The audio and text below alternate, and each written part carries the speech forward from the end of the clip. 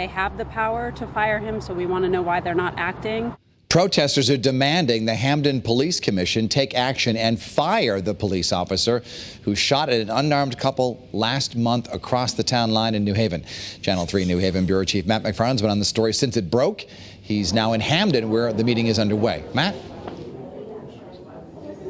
Yeah, Dennis, Denise, pretty wild scene here in Hamden. We've seen protesters sort of shout down the police commission, asking them to fire the officer, demanding immediate termination. They actually moved this meeting to the cultural center because they were getting such a large crowd. Now, this comes as the same day Quinnipiac released a poll asking nearly 1,700 residents how they feel about the department and last month's shooting.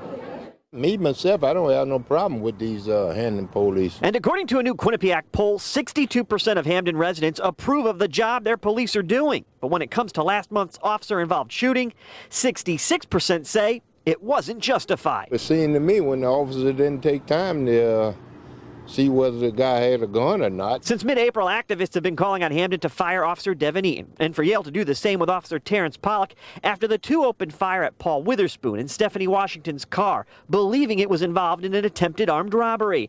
An attorney representing Eaton tells Eyewitness News his client was focused on Witherspoon, thinking he had a gun, and didn't see the other officer until after he took cover, claiming Eaton thought the shots coming from Pollock were coming from the car.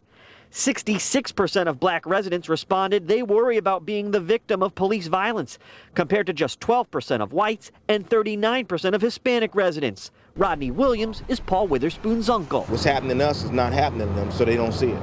So they don't see the racial profiling. When it comes to disciplining the officers, 70% of Hamden residents are for it.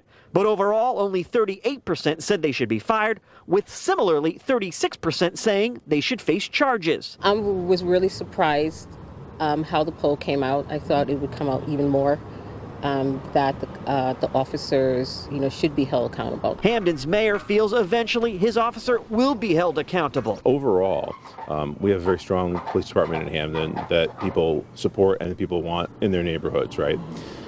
We have areas that we need to improve on, and we can always get better, and we will get better. And those in town say it needs to. Really, why has the Hamden Police Commission been silent since April 16th? We haven't heard a word.